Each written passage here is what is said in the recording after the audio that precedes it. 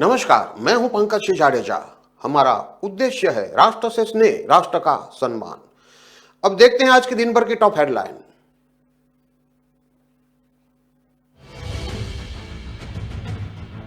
सातवीं मंजिल पर बैठा एलएलबी स्टूडेंट बिल्डिंग से नीचे कूदा। सुसाइड नोट में लिखा, गर्लफ्रेंड कर रही थी परेशान।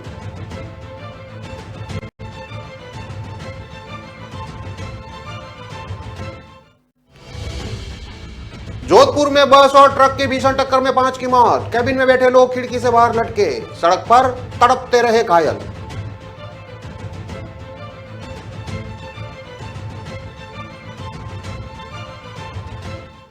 प्राचीन कुआं अब हो रहा है क्षतिग्रस्त। 30 गांवों के लिए पानी का स्रोत रहा 400 साल पुराना कुआं, संरक्षण के अभाव में हो रहा है जमींदोस्त।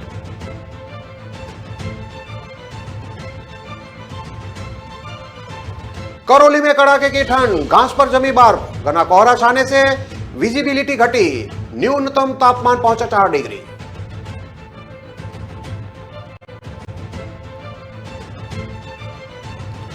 गैंगस्टर संदीप सेठी हत्याकांड मामले में दीप्ति यादव समेत 2 आरोपी गिरफ्तार। अब तक 8 आरोपी चढ़ चुके हैं पुलिस के हत्थे।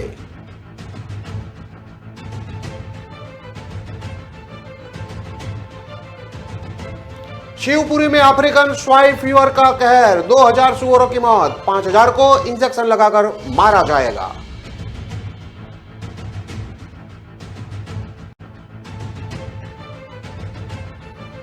और दलित नाबालिग का अबॉर्शन किया, डॉक्टर अरेस्ट। धर्म छिपाकर दोस्ती करने वाले ने किया था रैप। अब देखते हैं खबरें विस्तार से। जयपुर में निर्माणाधीन बिल्डिंग की 7वीं मंजिल से एलएलबी स्टूडेंट ने छलांग लगाकर सुसाइड कर लिया। सुसाइड से पहले उसने अपने दोस्त को कॉल करके बुलाया था। दोस्त नीचे ही खड़ा था। स्टूडेंट फोन पर उससे बोला, तू रुक, मैं आता हूं। फिर उसके बाद उसने सीधी छलांग लगा दी। दोस्त के सामने स्टूडेंट बिल्डिंग से नीचे आ गिरा। शिवदासपुरा थाना पुलिस ने शुक्रवार को स्टूडेंट का पोस्टमार्टम करवाकर शव परिजनों को सौंप दिया है। पुलिस ने फॉरेंसिक टीम की मदद से मौके से सबूत जुटाए हैं। मृतक के पास सुसाइड नोट मिला है। इस सुसाइड नोट में एक महिला दोस्त और कुछ दोस्तों के परेशान करने की बात लिखी है। पुलिस ने सुसाइड नोट के आधार पर आत्महत्या के लिए उकसाने का मामला दर्ज किया है। Additional DCP south Bharat Lal Meena ने बताया कि चांदपोल माली कॉलोनी निवासी कार्तिकेय कुमावत, जो कि 20 साल का है, उसने सुसाइड किया है। वह एलएलबी का फर्स्ट ईयर का स्टूडेंट था। जेपी फाटक अंडरपास स्थित कोचिंग सेंटर में पढ़ता था। बुधवार दोपहर को अपनी बाइक से सीतापुर जेईसीआरसी कॉलेज के पास पहुंचा। दोपहर करीब 2:30 बजे वह निर्माणाधीन बिल्डिंग की 7वीं मंजिल पर चढ़ गया। मिलने के लिए उसने अपने दोस्त विशाल पारिक को कॉल करके बुलाया। दोस्त विशाल के आने पर उसकी आंखों के सामने बिल्डिंग की छत नीचे जमीन पर आकर गिरने से कार्तिकेय का सिर फट गया। लोगों की मदद से विशाल को टैक्सी से महात्मा गांधी हॉस्पिटल पहुंचाया गया, जहां डॉक्टरों ने उसे मृत घोषित कर दिया। मृतक के चचेरे भाई सौरभ ने पुलिस को बताया कि कार्तिकेय ने सुबह घर पर बताया था कि वो कॉमर्स कॉलेज से कॉल आया, कॉशन मनी देने के लिए बुला रहे हैं। मैं कॉशन मनी के पैसे लेने कॉलेज जा रहा हूं। सुबह करीब 10:30 बजे घर से यामाहा फेजर बाइक लेकर वो निकला था, जिसके बाद अपने दोस्त विशाल पारिक को 2-3 बार फोन किया। विशाल का एग्जाम वह कॉलेज गया था। दोपहर करीब 2 बजे एग्जाम से फ्री होकर विशाल ने कार्तिकेय से मोबाइल पर बात की। दोस्त विशाल ने पुलिस को बताया कि कॉल करने पर कार्तिकेय ने उससे कहा कि जेईसीआरसी की तरफ आ जाओ, मैं दिख जाऊंगा। जेईसीआरसी की तरफ जाने के दौरान हम दोनों की मोबाइल पर बातचीत चल रही थी। कार्तिकेय निर्माणाधीन बिल्डिंग की छत पर बैठा दिख गया। मैंने उससे कहा कि मैं ऊपर आ रहा हूं। कार्तिकेय ने कहा कि तू वहीं रुक, मैं ही नीचे आ रहा हूं। यह कहकर बिल्डिंग की 7वीं मंजिल से वो कूद गया। महात्मा गांधी की हॉस्पिटल मॉर्चरी में कार्तिकेय की जेब की तलाशी ली गई। तलाशी में जेब में एक माला, 660 रुपये कैश और एक सुसाइड नोट मिला। सुसाइड नोट में लिखा था कि मुझे सुरेखा सिंह, उसका भाई श्याम सिंह और दोस्त रॉनी बहुत ब्लैकमेल कर रहे हैं, जान से मारने की धमकियां दे रहे हैं, मरने के लिए भी धमका रहे हैं। धमकी देकर 30,000 रुपये ले चुके हैं। दोस्त विशाल पारिक से परिजनों ने इस बारे में पूछा। विशाल ने बताया कि 2 साल पहले कार्तिकेय की सुखा से दोस्ती हुई थी। सुरेखा, दोनों की आपस में बातचीत होती रहती थी। अब सुरेखा की रोनी से दोस्ती हो गई है। आपस में उनकी क्या बात होती थी इसके बारे में मुझे नहीं पता। इसकी वजह से ही इसने आत्महत्या की है।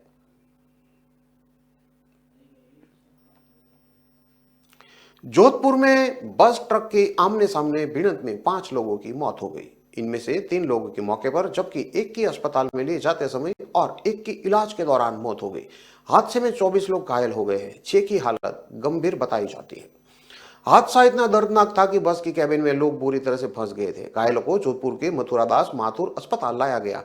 हादसा दोपहर 3:30 के करीब मथानिया इलाके में हुआ। जानकारी के अनुसार सवारियों से भरी जोधपुर से चांडी जा रही बस में मथानिया के पे से आ रहे ट्रक की भिड़ंत हो गई। हादसे के बाद मौके पर चीख पुकार मच गई। हाईवे पर लोगों ने और लोगों को बाला। खून से लथपथ घायल सड़क पर ही बैठ गए और दर्द से रहे।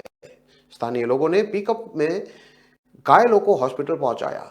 शुरुआती जानकारी में सामने आया है कि बस पैसेंजर थी लेकिन सवारियां ओवरलोड थी। हादसे की सूचना मिलते ही कलेक्टर हिमांशु गुप्ता और पुलिस उपायुक्त डॉक्टर अमृता दुहन मौके पर पहुंच गए। मथानिया थानाधिकारी राज ने बताया कि ट्रक रॉन्ग साइड से आ रहा था, तभी वह बस से टकरा गई।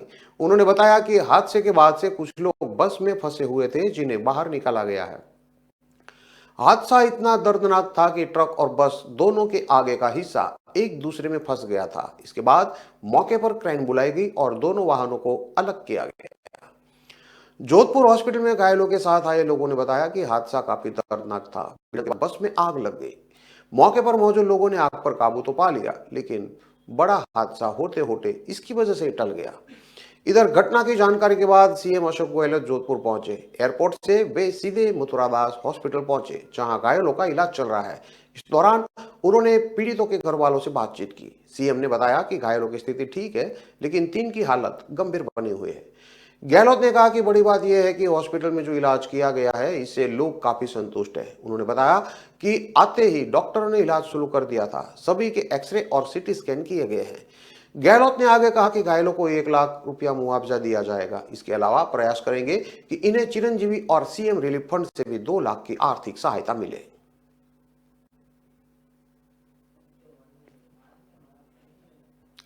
बाड़मेर जिले की ग्राम पंचायत लीलसर में स्थानीय ग्रामीणों और पशुओं की प्यास बुझाने के लिए 400 साल पहले का बना पुराना कुआं सबसे बड़ा पेयजल आपूर्ति का संसाधन हुआ करता था। ग्राम पंचायत और उपखंड स्तर पर कार्यरत कार्मिक एवं जिम्मेदारियों की ओर से अनदेखी और रखरखाव के अभाव में अब ये पूर्णतः रूप से सूखकर खंडर में तब्दील हो चुका है। ग्रामीणों का कहना है कि तक गांव का यह कुआं लीलासर सहित आसपास की 30 किलोमीटर की परिधि में रहने वाले ग्रामीणों की प्यास बुझाता था। पानी भरने की चहल पहल से पूरे दिन यहां पर किलकारियां लगी रहती थी। हर समय पशु इसके पास बसेरा करते थे, लेकिन आज के समय में कुएं के सूख जाने से यह दृश्य अब देखने को नहीं मिलता। प्रशासन इस कुएं की मरम्मत करवाए तो लोगों के लिए कुएं से दोबारा पेयजल आपूर्ति शुरू हो सकती है। इसके लिए ग्रामीणों ने कई बार अधिकारियों को ज्ञापन सौंपकर इसकी मांग भी की है। इससे बड़ी समस्या यह है कि कुएं को स्थानीय लोगों ने कचरा बनाकर रख दिया है। राज्य और केंद्र सरकार ने प्राचीन जल स्रोतों के रखरखाव के लिए कई योजना चला रखी है, लेकिन इस क्षेत्र में पेयजल स्रोत को सुधारने की कवायद महज कागजों में दफन होकर सिमट गई है। इसके चलते कई ग्रामीण क्षेत्रों में प्राचीन पेयजल स्रोत का अस्तित्व ही समाप्त होकर रह गया है। गांव के स्थानीय बुजुर्गों ने बताया कि सन 1956 के अकाल में दूर दराज क्षेत्र के और पानी के लिए बड़ी किल्लत हुआ करती थी, लेकिन उस समय इस कुएं में पानी भरा रहता था और लोगों को पानी की कभी कमी नहीं रहती थी। भीषण गर्मी में भी पशुओं की प्यास बुझाने का यह एकमात्र पेयजल स्रोत हुआ करता था। ग्रामीण लूणाराम ने बताया कि लीलासर गांव में बना यह कुआं इस क्षेत्र का सबसे प्राचीन और प्रसिद्ध पेयजल स्रोत के रूप में माना जाता है। पांडवों और कौरवों के समय इस कुएं की खुदाई की गई थी। अब यह देखरेख के अभाव से बंद पड़ा है।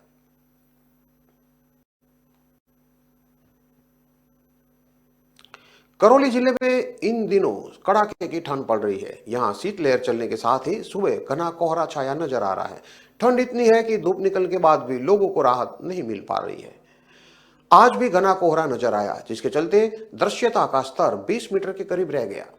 ग्रामीण इलाकों में दोपहिया वाहनों की सीट, गाड़ियों की विंडशील्ड, तिरपाल पर बर्फ की परत जमी नजर आई। गलन भरी सर्दी और कोहरे के चलते लोग देर तक गए हैं, जिसके कारण सुबह सड़कें सूनी नजर आ रही है। इंडोन सिटी ऑटोमेटिक वेदर स्टेशन पर न्यूनतम तापमान 1.2 डिग्री सेल्सियस दर्ज किया गया है। कड़ाके की ठंड के चलते किसानों को पाला पड़ने की चिंता सताने लगी है। मौसम विभाग ने पाले से बचाव के लिए किसानों के लिए सलाह जारी की है। मौसम विभाग ने किसानों से फसलों में सिंचाई करने या नमी बनाए रखने 2 से 2.5 ग्राम प्रति लीटर दुल्हनशील गंधक कर फसलों पर छिड़काव करने, पशुओं को रात के समय अंदर बांधने और को बोरे टाट से उड़ाकर बचाने के साथ ही ताजा पानी पिलाने की सलाह दी है। ऑटोमेटिक वेदर स्टेशन तथा कृषि विज्ञान केंद्र हिंडोन सिटी प्रभारी मुकेश कुमार ने बताया कि आज करौली जिले में न्यूनतम तापमान 4 डिग्री रहा, जबकि अधिकतम तापमान 18 डिग्री रहने की संभावना जताई गई है। इससे पहले शुक्रवार तापमान 6 डिग्री और अधिकतम तापमान 20 डिग्री, गुरुवार को न्यूनतम तापमान 7 डिग्री और अधिकतम 20 डिग्री, बुधवार को न्यूनतम तापमान 5 डिग्री और अधिकतम तापमान 19 डिग्री, जबकि मंगलवार को न्यूनतम तापमान 7 डिग्री और अधिकतम तापमान 22 डिग्री दर्ज किया गया था।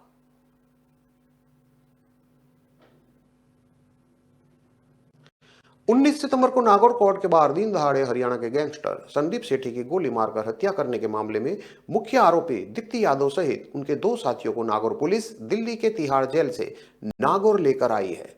शुक्रवार को पुलिस तीनों को पुलिस की कड़ी सुरक्षा के बीच नागौर ले गई, जहां पुलिस के अधिकारियों और सुरक्षा बलों के साथ उन्हें नागौर लाया गया।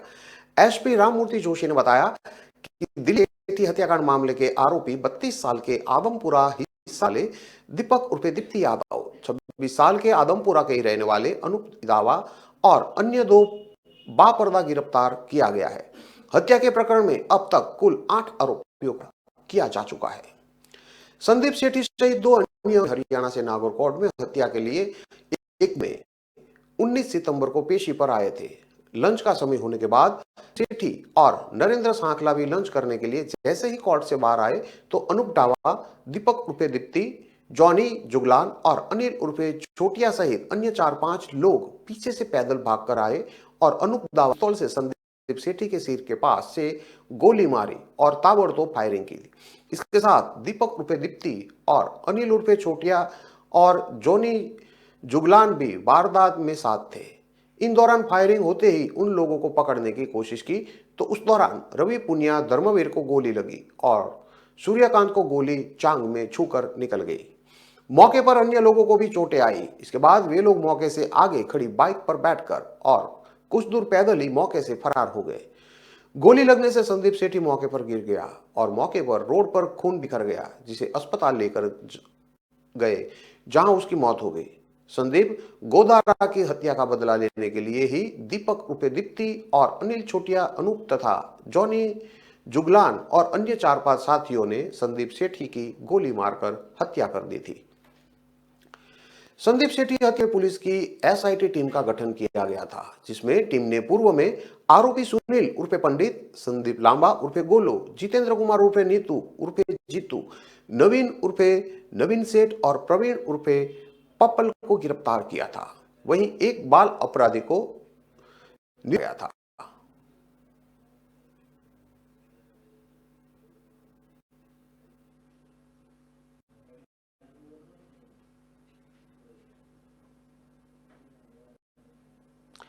शहर में लगातार हो रही सुअरों की मौत का कारण अफ्रीकन स्वाइन फीवर है। इसकी पुष्टि पशुपालन विभाग द्वारा हाई सिक्योरिटी लैब भोपाल भेजे गए सैंपल की रिपोर्ट में हुई है।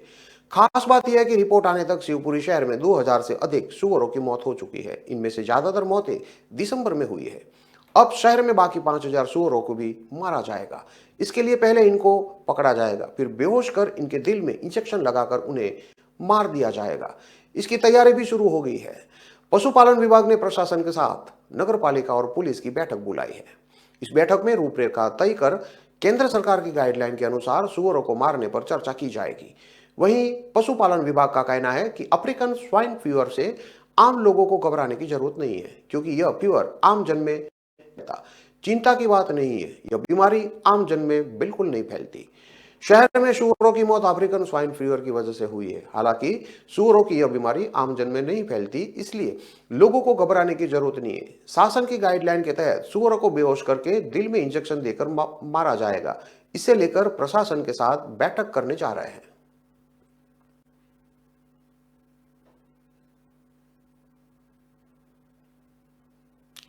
खबरों में लेते हैं अब एक छोटा सा विराम।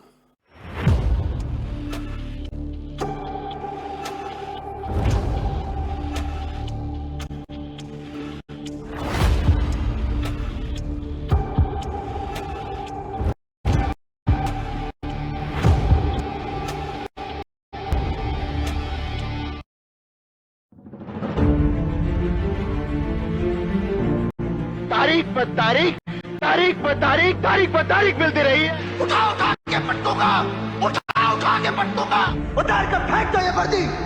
अब बैंड में बन जाएगा पट्टा अपने घर में। दिन मुझे देश के गद्दार का पता चला, जिए दूंगा। भी मेरा साथ दोगे? हमेशा के नो कंप्लेंट्स, नो डिमांड। चुप रहो दहेजर हो, बोझ तो तुम लोग हो इस धरती पर। अब तो हम दिखाएंगे तुझे और तेरे बाप जगीरा को। नहीं उतार देना, मेरा नाम गुरु नहीं। और जाके कह दे अपने जगीरा से अपनी कब्र खोद के रखे, हम लोग आ रहे हैं। आगे पहनने का मतलब समझता, फर्ज को जिंदगी से बढ़कर समझना। इनकलाब जिंदाबाद।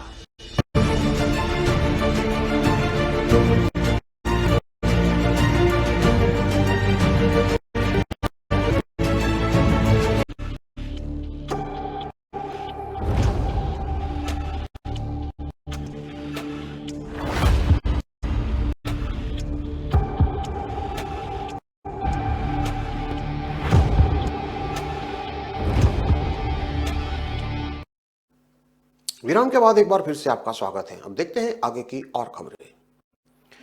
भोपाल में रेप के बाद प्रेग्नेंट हुई नाबालिग दलित छात्रा का ऑपरेशन करने वाले BHMS डॉक्टर मयंक श्रीवास्तव को पुलिस ने गिरफ्तार किया है। उसके क्लिनिक को सील कर दिया है। आरोपी डॉक्टर ने 50,000 रुपये लेकर गर्भपात किया था। मामले का मुख्य आरोपी फैजल सैयद अब्बास है।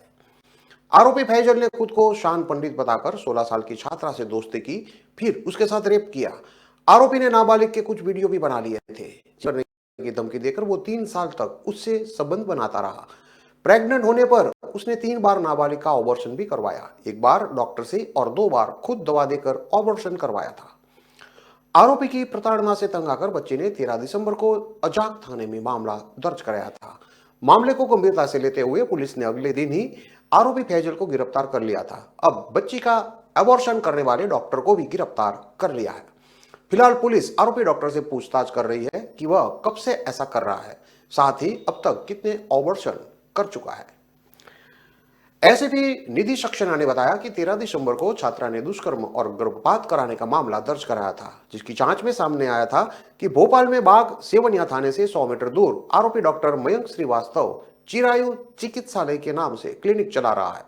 उन्होंने गैर कानूनी काम किया है, जिसके बाद उनके क्लिनिक को सील कर दिया गया। आरोपी डॉक्टर को गिरफ्तार कर लिया है। आरोपी को शुक्रवार को न्यायालय में पेश किया जाएगा। साथ ही उसने अब तक कितनी बच्चियों और महिलाओं का गर्भपात किया है, इस बारे में भी पूछताछ की जा रही है। नाबालिग से रेप करने वाले फैजल सैयद अब्बास को पहले ही गिरफ्तार किया जा चुका है। पीड़ित छात्रा के मुताबिक रेप के आरोपी फैजल ने उस पर धर्म बदलने के लिए भी दबाव बनाया था। वह उसे बुर्का पहनाकर घुमाने ले जाता था। आरोपी ने जब पहली बार रेप किया तब उसकी उम्र 16 साल थी। आरोपी ने शान नाम से ही फर्जी आधार भी बनवा रखा था। मामले में पुलिस ने आरोपी के खिलाफ रेप, धमकी, SC/ST एक्ट और मारपीट की धाराओं में मामला दर्ज कर उसे गिरफ्तार किया था। लड़की ने इस मामले में बताया कि मैं कोलार क्षेत्र में रहती हूं। भोपाल में grand residency Mandakini Kolar road में जब पहुंची, यहां शान पंडित अकेला था। मैं वापस जाने लगी तो उसने यह कहते हुए जबरन रोक लिया था कि परिवार के लोग थोड़े लेट आएंगे। उसने मेरा ही आधार लगाकर रूम बुक किया था। कमरे में हमने केक काटा। उसके बाद मैंने दोबारा जाने के लिए कहा तो उसने मुझे पकड़कर जबरदस्ती बिस्तर पर पटक दिया, मेरे साथ रेप किया। मैंने चिल्लाते हुए विरोध किया, फिर भी वह नहीं माना। कहने लगा कि यह सब करते हुए मैंने वीडियो बना लिया है। उसने कहा कि मैं हिंदू नहीं हूं, नहीं, मेरा नाम शान पंडित है, मेरा नाम फैजल सैयद अब्बास है। अगर तुमने ये सब बातें किसी को भी बताई तो ये वीडियो तुम्हारे घर वालों को दिखा दूंगा, सोशल मीडिया पर अपलोड कर दूंगा। अब मैं तुम्हें जब भी जहां बुलाऊं तुम्हें आना पड़ेगा। उसकी धमकी से मैं डर गई। आगे पीड़िता ने कहा कि डर के मारे मैंने किसी को कुछ नहीं बताया। फैजल सैयद अब्बास ने मुझे अलग अलग जगह होटलों और घर पर बुलाकर रेप किया। 3 साल तक मेरा शोषण किया। खुद को हिंदू बताते हुए उसने मुझे आधार कार्ड भी दिखाया था जिस पर उसका फोटो लगा था, नाम पंडित लिखा था। उसके द्वारा मुझसे दोस्ती कर प्रेम जाल में फंसाया था। इस बीच में गर्भवती हो गई थी। उसने डॉक्टर की मदद से मेरा एबॉर्शन करवा दिया। उसके बाद खुद ही 2 बार दवा देकर एबॉर्शन करवाया। फैजल सैयद अब्बास अपने घर और सार्वजनिक जगहों पर जबरन बुर्का पहनकर भी ले जाता था। मुझ पर धर्म बदलने का भी दबाव बनाता था। वो मेरे साथ अप्राकृतिक कृत्य भी करता था। मैं परेशान हो चुकी थी, इस कारण केस दर्ज कराया है। फैजल ने मेरी सोशल मीडिया आईडी हैक कर रखी है। वह सारी जानकारी सोशल मीडिया और पॉर्न साइट पर शेयर करने की धमकी देता है। 3 नवंबर 2022 को आखिरी बार उससे बात हुई थी। उसने धमकी दी थी कि यदि तुमने कहीं रिपोर्ट की तो मैं अश्लील वीडियो सोशल साइट पर अपलोड कर दूंगा। पीड़िता ने आगे बताया कि ऑपरेशन की जानकारी फैजल सैयद अब्बास के माता पिता और भाई को भी थी। उन्होंने भी जान से मारने की धमकी दी थी। मैं काफी सदमे में थी, मुझे समझ नहीं आ रहा था कि मैं क्या करूं। तब मैंने निर्णय लिया कि मैं उसकी रिपोर्ट थाने में दर्ज करवाऊंगी। वह कहता था कि तुम दलित हो, तुम्हारी जाति मेरे साथ नहीं चलेगी, तुम्हें धर्म परिवर्तन करना पड़ेगा। वह उसके लिए मुझ पर दबाव भी बना रहा था। 2019 में छात्रा जब स्कूल में पढ़ाई कर रही थी तब फैजल ने स्कूल से ही उसका पीछा करना शुरू कर दिया था। फैजल ने लिफ्ट देने के बहाने उससे दोस्ती की थी, उसे बहला फुसलाकर बाहर ले जाने लगा। इसी तरह दोनों की जान पहचान हुई थी।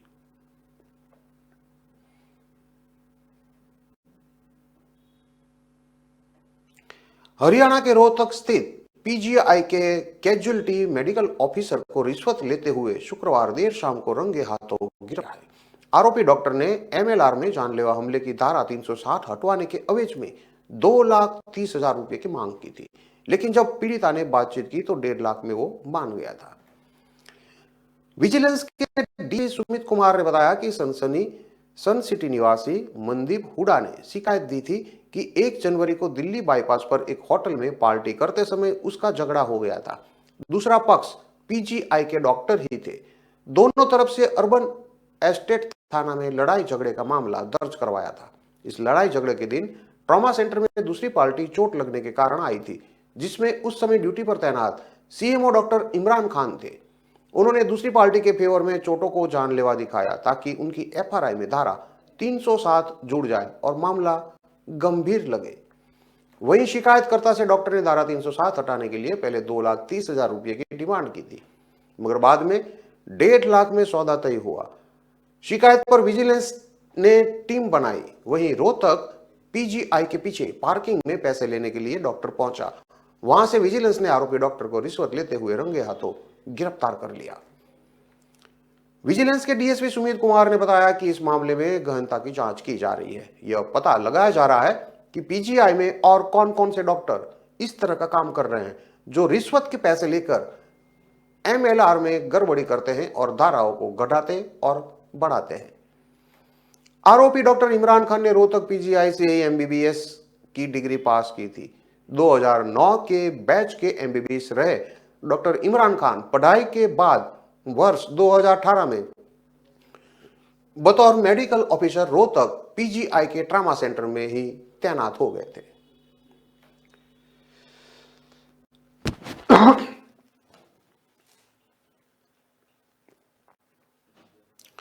हरियाणा में इनेलो के प्रदेश प्रवक्ता ओंकार समेत 2 लोगों पर डॉक्टरों को ब्लैकमेल करने और 10 लाख रुपए मांगने के आरोप लगे हैं। अंबाला कैंट थाना पुलिस ने सिविल अस्पताल कैंट में पीपी मोड़ के तहत चल रहे हार्ट सेंटर में कार्डियोलॉजिस्ट डॉक्टर राघव शर्मा की शिकायत पर दोनों के खिलाफ केस दर्ज किया है। डॉक्टर राघव शर्मा ने प्रदेश प्रवक्ता ओंकार सिंह और हाउसिंग बोर्ड कॉलोनी निवासी देवेंद्र कुमार पर हार्ट सेंटर को बदनाम करने के भी आरोप लगाया है। उधर आम आदमी पार्टी की उत्तरी हरियाणा संयोजक चित्रा सरवाना ने कहा कि मामला संगीन है, मामले की निष्पक्ष जांच होनी चाहिए। मुख्यमंत्री मनोहर लाल खट्टर और गृह मंत्री अनिल विज खुद मामले की जांच कराएंगे। पुलिस को दी शिकायत में डॉक्टर राघव शर्मा ने बताया कि कार्डियोलॉजिस्ट हार्ट सेंटर कैंट में कार्यरत है। हाउसिंग बोर्ड कॉलोनी के देवेंद्र गुप्ता 8 फरवरी 2021 को हार्ट सेंटर में हार्ट अटैक के कारण रोटरी अस्पताल अंबाला कैंट से रेफर होकर आए थे। मरीज का प्राथमिक उपचार करने के बाद एंजियोग्राफी की गई, जिसमें पाया गया कि मरीज को ट्रिपल वेल्स डिजीज है। 13 फरवरी 2021 को मरीज की हार्ट की नाड़ी में स्टेटिंग की गई और 14 फरवरी 2021 को स्थिर स्थिति में उसे डिस्चार्ज कर दिया था। इसके 13 दिन बाद ही 27 फरवरी 2021 को मरीज देवेंद्र कुमार गुप्ता को दोबारा तकलीफ होने पर हार्ट सेंटर में भर्ती किया गया, जबकि मरीज के रिश्तेदारों को पहले ही बता दिया था कि मरीज की तीनों नाड़ियां बंद है। इस बार मरीज देवेंद्र कुमार गुप्ता की LAD MID सेगमेंट में स्टंट डाला गया और उन्हें 4 मार्च 2021 को स्थिर स्थिति में दोबारा डिस्चार्ज किया गया। मरीज देवेंद्र कुमार गुप्ता को स्टेट मेडिकल की अंतरराष्ट्रीय गाइडलाइंस के तहत डाले गए और उसकी जान बचाई गई, लेकिन देवेंद्र कुमार गुप्ता ने अन्य डॉक्टरों से विचार विमर्श करने के बाद कहा कि उन्हें गलत स्टंट डालने के आरोप में लगाया गया है। डॉक्टर राघव ने कहा कि इस संबंध में देवेंद्र कुमार गुप्ता ने सीएम विंडो पर डॉक्टर के खिलाफ शिकायत दर्ज की है, लेकिन वे 3 बार जवाब देने के लिए नहीं आए और जब एक बार आए तो दरखास्त पर उनके खिलाफ कोई पुख्ता सबूत नहीं पेश कर सके। सीएम विंडो पर शिकायत अभी भी फार्म में लंबित है।